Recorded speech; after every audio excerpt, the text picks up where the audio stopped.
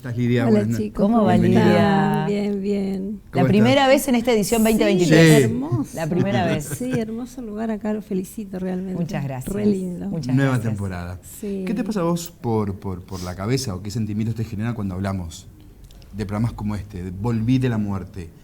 ¿Qué te genera? Bueno, la verdad que genera así, como una cosita, ¿no? Pero más que nada la gente que no conoce o que no sabe le tiene miedo. Le tiene mucho miedo a eso y le tiene mucho miedo a, digamos, por ejemplo, las constelaciones, que son realmente que uno contacta con las almas. En todos los talleres se contacta. Y sin embargo, el hablar de estos temas que produce algo porque muy poca gente como que se ha ido del otro lado o ha estado en coma y ha vuelto a los 30 o 60 días o 45 o menos o más. Pero ha habido muchos casos de esos, ¿no? Que han vuelto y no se sabe si es milagro, los médicos no se explican tampoco.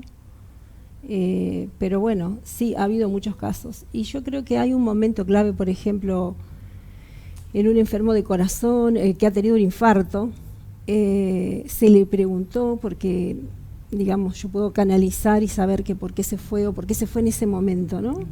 Y hay una voz que le pregunta a él si quiere quedarse o decide irse. Y hay personas que han sufrido tanto que no quieren quedarse, se quieren ir, o sea que a lo mejor te podés morir de una anestesia, de un infarto, de cualquier cosa, pero si vos querés seguir viviendo, en algunos casos se puede. Vos decís que en esos casos, por lo general, la decisión es del propio paciente. Sí, es el paciente el que decide irse, el que decide la fecha, el que decide. Hay pacientes que han dicho, bueno, yo le tengo miedo a la anestesia, me voy a morir, y se han muerto de la anestesia en un apéndice, que voy a decir, un apéndice, que era una anestesia de 20 minutos o media hora. Uno programa su propia muerte.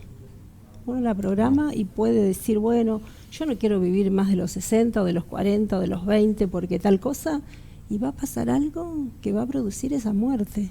Por eso no hay que jugar con esas cosas y hay que proyectar. Estamos acá en la tierra para vivir, entonces hay que vivir y hay que elegir la vida, ¿no? No pensar en que uno se tiene que ir y demás, porque estamos para vivir.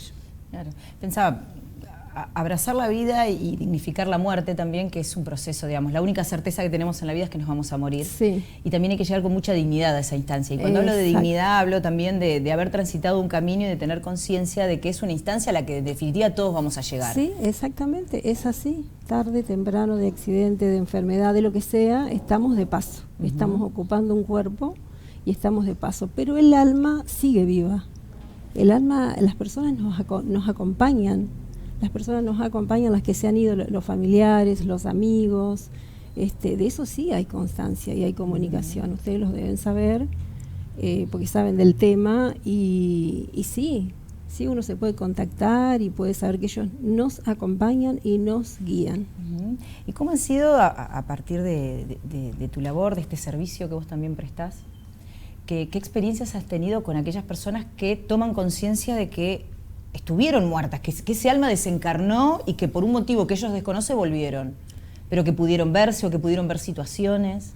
Y sí, son fuertes, algunas son fuertes porque hay gente que como que no quiere volver. Hay una persona, por ejemplo, de COVID que estuvo muy grave, estuvo 20 días o 30, no recuerdo, inconsciente, y él se despidió de la empresa, tiene una empresa muy grande, de sus hijos, de sus vecinos, de su familia, de todos. Él estaba prácticamente muerto, ¿no? Y hasta los médicos lo dijeron, que había que esperar nada más el fallecimiento. Entonces, en ese momento que está entre la vida y la muerte, yo les puedo hablar al inconsciente, al aura de la persona, ¿no? Mostrarle sus hijos, su trabajo, bueno, en fin, un montón de cosas. Y hablarle y dejarlo ahí. Él tiene que decidir si se va o se queda. Y el señor no experimentó nada, sueños, profundidad, no sabe nada de nada. Y despertó un día que los médicos no se explican. Es un caso de acá de la provincia, que los padres saben, su esposa, todo sabe, la familia, ¿no? Y sin embargo él vivió. Esa persona no experimentó nada. Y después, bueno, hay una persona joven que hace varios años que había intentado quitarse la vida por depresión y demás, bueno. Ese chico estuvo muerto varios minutos. ¿Y qué te cuenta, Lidia? En ese momento que él estuvo en ese estado, que era de mañana a las 7 de la mañana, a mí me habla los familiares para decirme si lo podía ayudar. Y lo traían desde 100 kilómetros a Paraná, o sea que suponían, él ya estaba muerto, pero los médicos dijeron, llévenlo al hospital igual por las dudas, claro, para que no se le muriera en esa claro, ciudad sí, chiquita sí. que estaba, ¿no? Y cuando yo visualicé a las 7 de la mañana, él estaba de la mano de la Virgen, o sea que estaba prácticamente que se había ido, ¿no? Y me dijo, yo no voy a volver ahí. Ahí me di cuenta que él no estaba vivo, ¿no? Yo no voy a volver porque mis padres se separaron, porque nadie me ama, porque nadie me quiere, porque, bueno, en fin, infinidad de cosas, ¿no? Ujú. Entonces le expliqué lo que era la vida, que no podía irse así, que no podía tomar esa decisión, porque a nosotros Dios nos dio la vida y no podemos irnos o decidir nosotros, no. Uno tiene que tratar de sobrellevar las cosas y demás. Y bueno, eso pasó a la mañana temprano, después él llegó con la ambulancia al hospital y yo le había visto un golpe muy, muy, muy feo acá en la cabeza cuando él había caído. Entonces la madre me dijo, no, no tiene ningún golpe porque yo lo desaté, yo lo saqué, no tiene golpes. Bueno, pero después los médicos le hicieron entrar para explicarle todo esto que lo iban a entubar y todo eso porque no había signos vitales. Y cuando salió me buscó y me dijo, vos sabés que tiene el golpe en la frente que vos dijiste, lo tiene, así que yo no lo había visto. Bueno, ahí empezó un peregrinar como de un mes de estar en coma, de no hablar, de esperar que él falleciera, ¿no? Pero bueno, no se sabe qué pasó y él un día despertó, empezaron a sacarle la medicación y no tuvo una secuela, nada. Perdón, pero esto no Qué tiene bárbaro. que ver con vos. No tiene que ver con que vos hablás con esa persona y haces milagro. Tiene que ver con el No. poder que tiene esa persona sobre sí mismo. Exacto, uno puede ayudar, Ah. porque uno le habla al inconsciente y al aura, y le muestra cosas, se lo muestra al padre, a muchas cosas. Pero él es el que decide quedarse o irse. Y a la noche, cuando vuelvo a canalizar, entonces él me dice, me quedé, porque lo vi a mi padre llorar arrodillado al lado de mi cama. Entonces imagínate cuando yo salgo, porque encima me daba mensajes, yo escribía todo y se los Claro. transmitía a la mamá, a la familia. Y cuando salí, bueno, se los conté y la hermana me dijo que sí, que era el único que había llorado, que se habían prometido no llorar y que él no aguantó el padre al lado de la cama, ¿no? Se habían prometido no llorar, qué Sí, fuerte eso, ay, ¿no? sí, no habilitarse, no hablarse una para, emoción además claro, tan- porque él supuestamente que está entubado, que está con todo eso, la persona siente todo, siente si le hablas, si le tocas la mano, todo. Por eso a alguna persona que está en coma hay que hablarle al oído, hay que acariciarla, hay que besarla, hay que darle permiso para irse si la gravedad es algo muy grave que ya no hay retorno para la vida. Hay que darle permiso y liberarlo, porque la persona puede estar 2 o 3 meses y no se va, no fallece. ¿Y con qué finalidad? Si es algo, por ejemplo, algo terminal que no hay caso, que no tiene ni siquiera peso, ya no tiene peso en su cuerpo, o sea, no puede comer, no puede nada, está inconsciente, hay que darle el permiso, porque ellos sienten que el familiar no lo deja irse. Claro. ¿no? Muchas veces son los que están acá los que no... Lo que los retenemos sin querer, Ujú. porque uno no quiere que se vayan, uno no quiere que se mueran, ¿no? Pero así muchísimos casos que ha habido, muchos. Ese caso me resuena porque estuvo muy mal, porque él contaba lo que pasaba dentro de terapia. Claro. O sea, me transmitía a mí, por ejemplo, que la señora la noche anterior había muerto la señora del lado de la cama de él.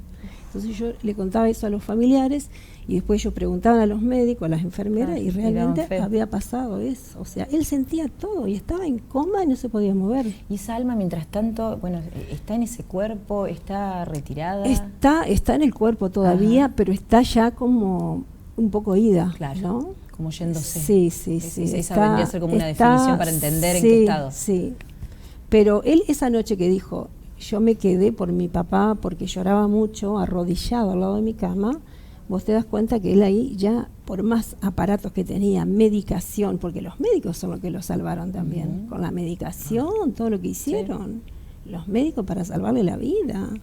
O sea, eso hay que reconocer, inmediatamente hay que recurrir a los profesionales, porque esto es una ayuda, digamos, espiritual, psicológica, una conexión con el más allá, con Dios Todopoderoso, para ayudarlo. Pero el médico estudió para eso, o sea, sí o sí hay que recurrir a los profesionales, sí Lidia, o sí. cortito Bien. porque ya tenemos que ir cerrando. Perfecto. ¿Qué tenemos que saber sobre la muerte? Sobre la muerte, que hay vida, que nosotros cuando morimos, hay otra vida. Que por más que hay gente que dice que vuelve, que no sabe, que vio un túnel, que vio luz, que se comunicó con sus padres, hay otra vida.